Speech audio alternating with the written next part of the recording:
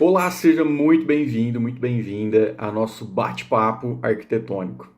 Essa é uma série de vídeos divididas em 4 módulos, onde nós vamos analisar o seu método, a sua escolha projetual. Eu dividi isso em 4 partes. Na primeira parte, nós vamos estudar um pouco de teoria, um pouco do que está dentro da raiz do projeto. Na segunda parte, nós vamos analisar um pouco sobre estudos de caso, o que outros arquitetos estão fazendo por aí. No terceiro módulo, nós vamos analisar um pouco sobre instrumentos projetuais, ou seja, quais instrumentos você está utilizando para facilitar o seu trabalho. Será que tudo que a gente aprendeu na faculdade funciona no mercado de trabalho? Talvez não.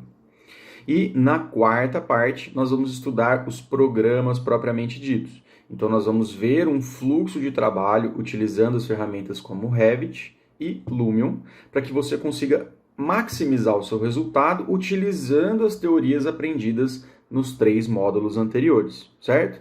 Eu sou João Pessuto, sou arquiteto urbanista, vou estar com vocês nessa série de vídeos e espero que vocês gostem. Vamos começar? Bom, primeiro assunto, primeira coisa que eu preciso colocar a vocês, eu sei que parece ridículo, porque a maior parte de vocês talvez já tenha uma formação ou está saindo da faculdade agora e tem uma boa ideia do que é projetar, certo? Então, se chegar um cliente e perguntar para você o que é projetar, o que eu estou contratando de você, né? Talvez perguntas mais complexas, como o que é arquitetura, o que é engenharia, o que eu tenho, o que nós temos a oferecer para esse cliente. Então, essas respostas, elas parecem fáceis, né? Numa primeira instância. Só que, se você for a fundo, não é tão simples e tão binário você conseguir responder isso. Binário no sentido de sim ou não, ou é isso ou é aquilo. Não existe resposta fácil para esse tipo de pergunta. Porém, a gente consegue categorizar um pouquinho algumas coisas interessantes que a gente não para pensar, ok? Então, o que é projetar para você? Aluno, profissional, eu sei que às vezes a gente já está formado e a gente já faz muito isso no dia a dia, mas pode ser que você esteja fazendo isso no automático, certo? Então, o que é projetar? Primeiro, a gente tem que entender que projetar pode ter diferentes significados para diferentes profissionais, tá? Você projetar sendo um engenheiro mecânico, para você projetar, isso terá características muito específicas técnicas, né? Então você provavelmente vai ficar nessa palavra projetar, vai ter um significado para você muito técnico. Então, por exemplo, você ter um conhecimento técnico sobre um equipamento específico, tá? Porém, em contrapartida, projetar para um designer, projetar para um arquiteto, já tem uma pegada um pouco mais artística. E é a mesma palavra, projetar. Então, dá para perceber que você tendo diferentes atribuições para você projetar uma coisa, ok? Mas vamos a um ponto muito importante e eu ressalto isso para os meus alunos diversas vezes. Projetar não é a mesma coisa que projetar arquitetura, tá? Especificamente para você que é arquiteto. Então eu gosto de falar que muitas vezes os alunos me entregam projetos. Me entregam, né? E eu gosto de falar bastante para alguns alunos, porque muitas vezes a gente recebe projetos, mas não necessariamente projetos de arquitetura. Eu falo isso muitas vezes, porque o aluno às vezes tem uma dificuldade de entender, né? O profissional em si tem uma dificuldade de entender. Existe diferença. E eu falo isso não para causar uma briga entre profissões, mas existe diferença. Existe diferença quando você me entrega um projeto de arquitetura frente a um projeto. Quais são? Um projeto de arquitetura, ele está muito mais ligado a algumas partes sensíveis, tais como forma, estética, movimento, ritmo, harmonia, composição, do que necessariamente apenas na técnica. Então, às vezes um aluno que está começando, né, um aluno de primeiro ano de faculdade, de segundo ano de faculdade, que já está pegando um pouquinho da técnica de desenho técnico, né, de conseguir representar aquilo, ele vem para mim e apresenta uma planta, ele apresenta uma composição com corte, todos perfeitamente corretos. Mas não tem movimento, não tem ritmo, não tem o que a gente chama no futuro, que a gente vai tratar conceito e partido. Não tem. E aí, quando não tem, o que ele fez está errado? Tecnicamente, não. Porque o que ele fez é o que? Ele fez a planta, ele fez o corte, ele fez todos esses elementos. Mas faltou um ponto fundamental naquele projeto, tá? Que é o que a gente pode falar arquitetura. Bom, porém, é isso que a gente tem que entender. Projetar, pessoal, projetar, ele pode ter características diferentes. Ele pode ser dado como um substantivo ou como um adjetivo. Ó, você ter uma peça que a gente chama by design, né? Com um design, com um projeto de um design, ela é assinada, né? Vou lá na loja X e vou comprar um sofá. Aquele sofá recebeu um projeto, né? Alguém projetou aquele sofá, alguém pensou no tipo de tecido que ele tinha, alguém pensou na lógica e no raciocínio da volumetria. Então ela é uma peça assinada. Então esse projeto assinado, ele toma uma figura como de adjetivo, né? Mas se eu vou para um arquiteto, para um engenheiro e falo, aquilo é um projeto de engenharia estrutural, não estamos falando de projeto como um adjetivo, estamos falando ele como um objeto projetado, apenas, certo? Ou um verbo, eu estou projetando, né? Vamos projetar. Então, tem diferenças nesses contextos. Aí você fala assim, poxa, professor, mas por que eu tenho que saber que projetar tem isso? É justamente porque projetar pode ter significados diferentes para cada um. E ao projetar, você tem que entender o que você está tentando atingir, né? Estou tentando fazer um projeto de arquitetura, estou tentando fazer apenas um projeto, tá? Então tem diferença. Cada projeto lida, gente, essa é uma frase muito boa. Vários projetos lidam com ideias precisas e vagas, exige pensamentos sistemáticos e caóticos, precisam de ideias tanto criativas quanto mecânicas. Então, o que a gente tem que entender? Você ser um arquiteto, você se propor a fazer um projeto de arquitetura, quer dizer que você só vai pensar em ritmo, harmonia, composição? Não. Quando você lida com isso, você tem que entender o quê?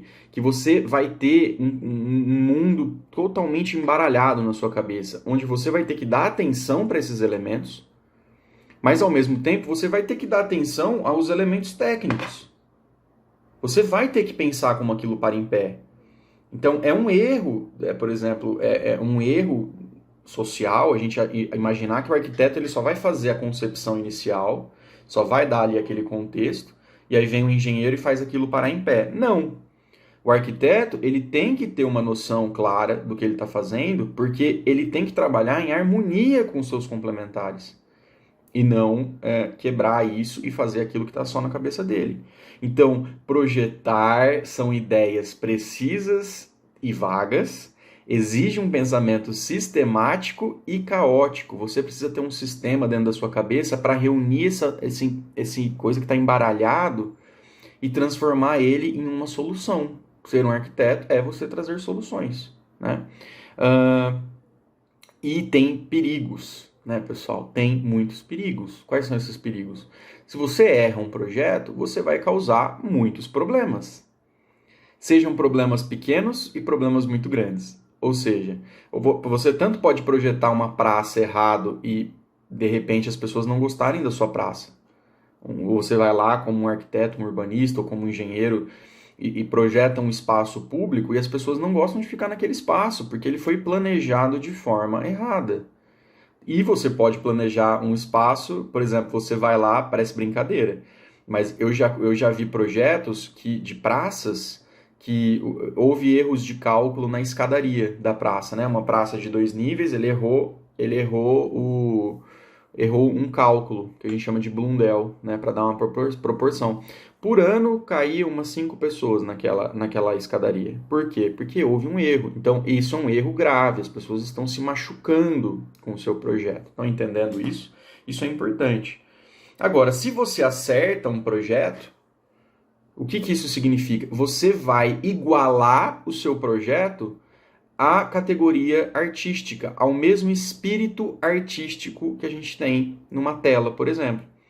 Né? Então, quando você vai num museu, que você olha lá uma pintura do Picasso, uma pintura renascentista, e você puxa aquele espírito, cara, você fala assim, nossa, olha isso, olha essa tela, olha onde eu tô, olha esse contexto. Estão entendendo? Então, quando você acerta um projeto, você está equiparando essa arquitetura num nível artístico. Né? É isso que difere um projeto de um projeto de arquitetura. Um projeto de arquitetura, ele se equipara a esse pensamento artístico. Isso é super importante, né? Assim, até uma coisa que me veio à cabeça, porque uma filosofia minha, tá? Que é legal, eu passo, não é todo mundo que aceita, tá? Mas a minha filosofia de arquitetura, qual que é? A arquitetura é para todo mundo. Tá? A arquitetura, ela tem que ser para todo mundo. Ela é para todas as classes sociais. Tem que acabar com essa ideia que ser arquiteto é você trabalhar apenas para quem consegue te pagar. Tá? Então você pode ser um arquiteto que sim cobra 10 mil reais para fazer um projeto de uma mansão no condomínio X. Tá? Mas você também, por quê? Porque você vai conseguir atender isso. Mas você também tem que ter a visão que você pode ser um arquiteto, por exemplo, que trabalha para ONGs, ao mesmo tempo, no mesmo escritório, que você vai lá e você vai atender uma população que precisa daquilo, que você precisa. Porque você vai projetar um espaço elevando nesse contexto artístico, tanto para o cara do condomínio, quanto para o cara da ONG que quer fazer sua primeira casa e chegou na ONG e quer a ajuda de um corpo profissional, né? Seja de uma comunidade que você vai ser colocado nessa equipe para colocar a sua arquitetura, para colocar o seu projeto de engenharia bem feito. Então, não é porque você trabalha para uma classe social mais alta que você também não pode olhar para uma classe social mais baixa, que está tentando ter uma qualidade de vida. Né? Você pode ajudar ele e entregar um projeto que aumenta a qualidade de vida dele. Né? No Brasil, a gente tem o quê? Uma alta porcentagem de autoconstrução.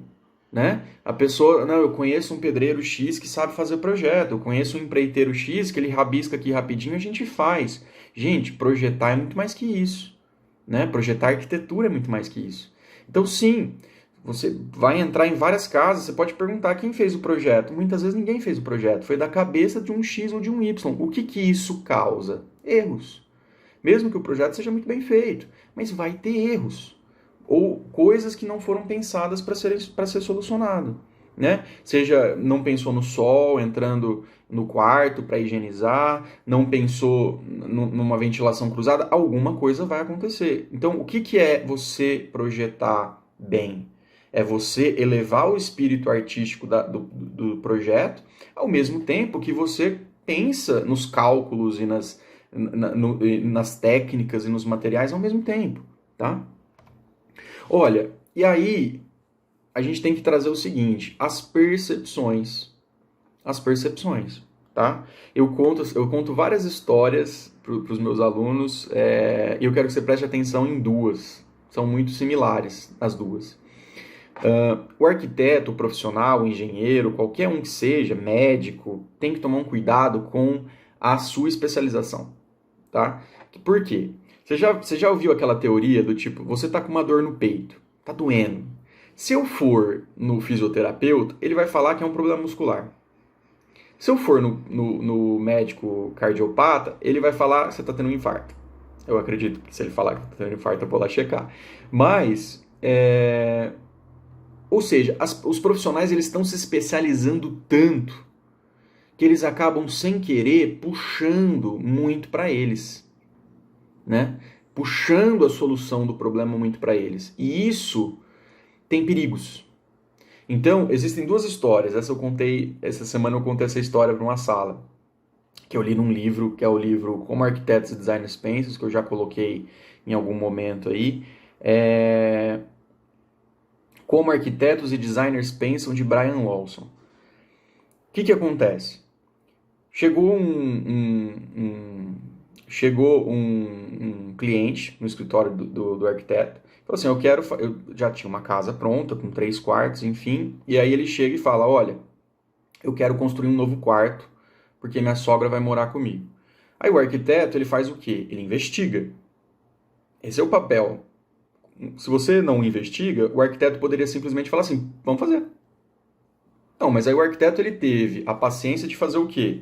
Sentar, entender por que a sogra dele está indo, por que ele está precisando de um quarto a mais, visto que tinha quartos na casa dele.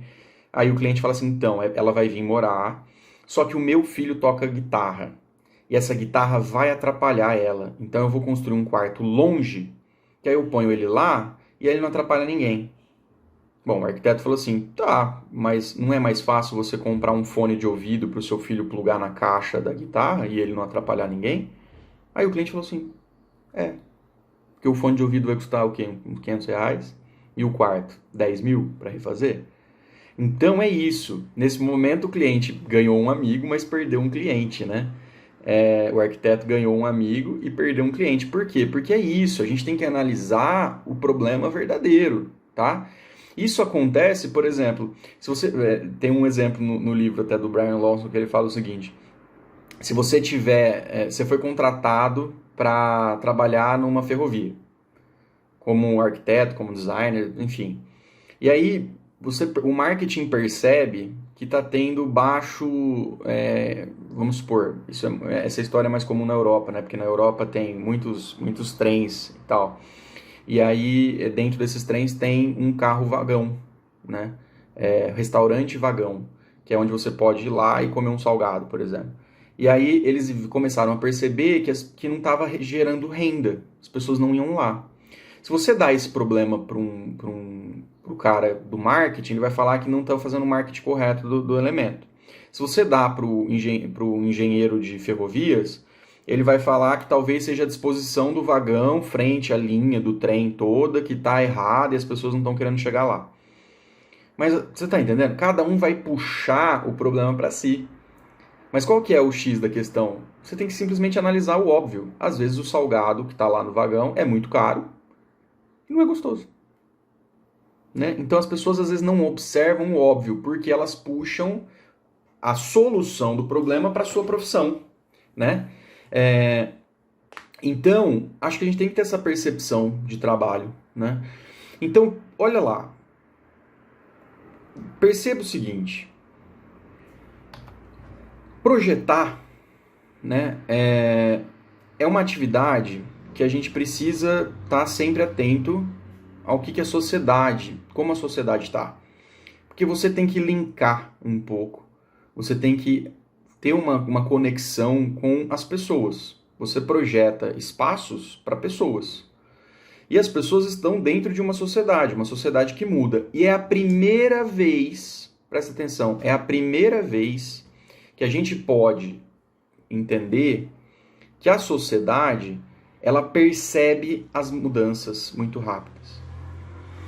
Né? A tecnologia trouxe essa mudança muito rápida pra gente. Cara, presta atenção. Num passar de 30 anos, olha o tanto de coisa que a gente viu acontecer.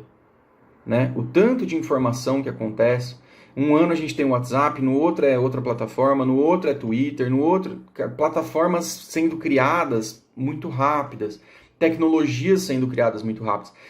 Olha a loucura. Tipo, na minha época de faculdade, as pessoas usavam The Sims, que é um jogo, para fazer maquete eletrônica para apresentar os trabalhos. Hoje, olha os programas que a gente tem. Olha os programas que a gente tem para fazer tridimensional. A gente tem AutoCAD, depois foi para um Revit, depois foi para um Lumion. Olha o tanto de coisa que a gente tem disponível para fazer um projeto. Tudo isso em um intervalo de quantos anos? Então é a primeira vez que é na história da humanidade que a gente percebe os ritmos das mudanças. tá certo? Qual que é o impacto que isso tem para o projeto? Como que você acha que essas mudanças e essas tecnologias promovem no seu método e no seu procedimento? Quantas ferramentas a gente tem que vão maximizar a composição do nosso projeto? É isso que a gente tem que perceber, tá? Então, projetar não é mais uma atividade que eu consigo fazer sentado numa prancheta, isolado num ateliê, né? Então, a gente tem que raciocinar sobre essas mudanças. Olha, qual é o local do projeto? Vamos raciocinar um pouco. Então, se o ateliê, que é essa visão que a gente tem, que a gente só vai conseguir projetar se eu estiver isolado num ateliê. Olha como que é o método de ensino de projeto dentro de uma universidade. Seja você engenheiro, seja você arquiteto. Qual que é o método? Se coloca esse aluno dentro de uma sala, se forma grupos. Normalmente essa sala é uma sala preparada, é um ateliê de projeto, como a gente fala. Não é aquelas carteirinhas, né? Não é aquela carteirinha escamutável pequena, são cadeiras maiores, né? Que para quê? Para induzir o óbvio. Projetar é uma atividade prática. Você tem que projetar para aprender. E aí vem até uma frase muito antiga. É muito difícil você ensinar a projetar. As pessoas aprendem. Aprendem por quê? Porque elas põem a mão na massa. Então, esse é a metodologia que a gente usa até hoje para ensinar arquitetura. Então, você que é arquiteto, designer, enfim, ou já se formou ou está se formando, é isso. Pode perguntar para qualquer um. Foi isso com todo mundo, até hoje, tá? Só que o que acontece? Isso gera problemas. Gera problemas. Por quê? Porque você está fazendo um isolamento, o local de aprendizado desse projeto, você força, né, o aluno a entregar um resultado. O aluno pega o projeto, desenvolve e entrega. Mas ele está pensando muito pouco sobre o processo, o método que ele fez para chegar ali. Não é à toa também que se você perguntar para um arquiteto ou para um engenheiro que projeta formado e falar qual que é o seu método, muitas vezes ele não sabe explicar 100%. Então isso é até uma área muito difícil, é uma área muito difícil de você estudar academicamente. Porque quando você traz esse cidadão, esse profissional para a gente entrevistar e falar qual que é o seu método, muitas vezes ele não sabe. Ele sabe fazer, mas ele não sabe explicar. Né? Isso é uma condicionante da forma que ele aprendeu na faculdade. Na faculdade não se discute os métodos para projetar. Né? Como que você vai começar? Não, se passa um projeto, apresenta-se alguns instrumentos de projeto, seja programa de necessidades, partido, fazer uma matriz, todos esses elementos que a gente vai até repassar aqui nos módulos, no módulo 3. Só que não é a realidade. Né? Quando você não passa a pensar nos seus métodos, você tem uma desconexão muito grave entre as realidades. Realidade da faculdade e do mercado. Tanto que você tem um choque quando você se forma. Você não, isso é clássico. Quando você se forma, todo mundo pergunta, e agora? Eu me formei. Como começa? Porque ninguém explica. Você não tem isso na faculdade. Como começa? Você não sabe começar porque você não tem método. Então, assim, o ateliê, ele não consegue simular as realidades de um escritório. Orçamento, prazo, correções do cliente, cliente problema, cliente chato, cliente que muda tudo. Você não consegue. Você não aprende, né? Como fazer um orçamento bem feito, como lidar, por exemplo, com um erro de obra, como não ter os erros de obra. Então, assim, você não consegue. Você tem que aprender isso na prática, né? E aí, o que isso ocasiona? Ocasiona que aprender a projetar nesse ateliê, que é esse conceito amplamente difundido e até hoje o menos pior que a gente tem, ele torna o projeto um processo muito pessoal, autorreflexivo, que tem puramente um objetivo de satisfazer você mesmo e os professores. Ponto. Com isso, você acaba transformando profissionais com ego, né? Então quem não sabe o que é ego, mas com um ego, né? Com essa sensação de poder muito forte. Então o profissional vai para o mercado e muitas vezes ele não consegue olhar para o cliente e falar, eu estou aqui para solucionar o seu sonho, o seu estilo, os seus problemas, e não os meus como profissional. Então é isso que a gente fala que tem um ego. Um ego do profissional achar que é ele que manda. Que a coisa mais errada é as pessoas falarem assim, o arquiteto é o gerente que coordena tudo. Não é não. Isso é ego. Isso é uma condicionante do que você aprendeu no ateliê. Um processo puramente pessoal seu. Isso distorce bastante um equilíbrio das coisas, um equilíbrio de projeto. Então você tem uma ruptura muito grande do aluno que se forma e aprendeu daquele jeito para aquele que vai para o mercado de trabalho. Isso ocasiona uma sensação de desconexão tão forte que muitas pessoas não seguem a carreira de arquiteto. Simplesmente vão fazer outra coisa. Porque acham que não têm a capacidade, né? Não aprenderam o suficiente. Então aquela sensação de não ter aprendido o correto. Por quê? Porque chega no mercado de trabalho e nada funciona. Pergunta para quantos arquitetos, você que está aí talvez na faculdade e fez isso muitas vezes, que é o famoso conceito e partido ou programa de necessidades. Pergunta para quantos arquitetos formados que realmente sentam antes de projetar e escrevem o conceito e o partido. Nenhum faz. Todos fazem no automático. Né? Então existe essa desconexão muito forte no que você aprende para o que você usa. Olha, por mais estranho que pareça, a gente tem que ter uma cooperação, tá? Tem que ter uma cooperação. O arquiteto, ele não é o gerente que agaria todos os complementares, né, e fica lá naquela posição central. Não. Essa é uma visão muito egocêntrica. O profissional, o arquiteto, ele é só mais um ator dentro de vários atores que vão participar daquela solução, né? Então, a gente tem que ter uma visão, sim, porque os engenheiros têm as suas responsabilidades, eles têm o que auxiliar a gente. Nenhum arquiteto é bom se não tiver um engenheiro por trás, e nenhum engenheiro é bom se não tiver um bom arquiteto por trás. Então não adianta a gente ficar, que é histórico, essas picuinhas entre profissões, né? Das várias piadinhas. Não adianta. Um engenheiro que não tem um arquiteto para auxiliar os projetos dele, ele não vai para frente. Então ele acaba contratando. E um arquiteto que não tem um engenheiro para trocar uma ideia, para fazer um complementar bem feito ali, provavelmente não vai conseguir fazer uma boa obra. Né? Então, outras duas histórias. Eu contei a história da garagem e da guitarra, né?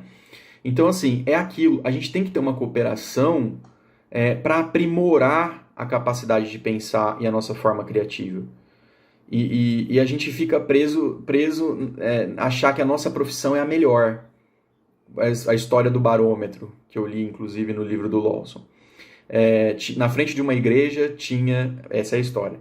Na frente de uma igreja tinha um engenheiro, um cientista e um arquiteto. Aí chegou lá um dono de uma vendinha que estava vendendo um barômetro, que é aquele equipamento que mede pressão atmosférica, se eu não me engano.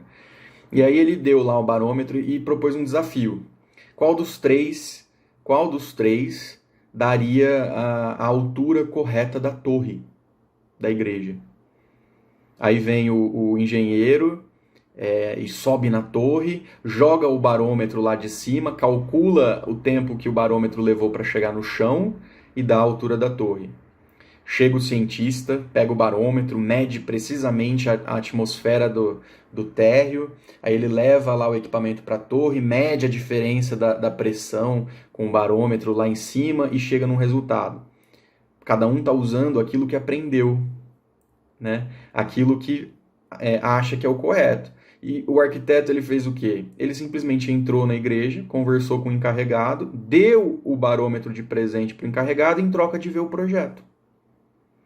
Né? E com isso ele acertou a medida da torre.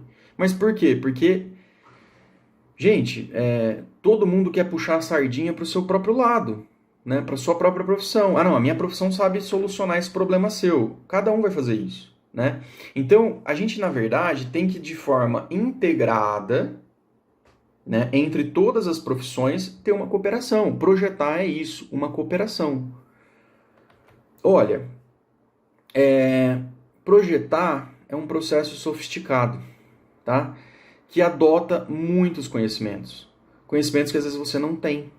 É uma habilidade, tá certo? Só que, para finalizar, eu quero que você entenda o seguinte: por mais teoria que a gente aprenda, a teoria ela serve para quando a gente está perdido. Uma hora, quando você for para o mercado, você tem que esquecer toda a teoria que você aprendeu e simplesmente agir, simplesmente completar. Tá certo? Espero que vocês tenham gostado desse primeiro vídeo. Se você gostou, dá um like, dá um joinha, segue a gente. Vamos ter muito mais e eu fico à disposição. Um grande abraço e tchau!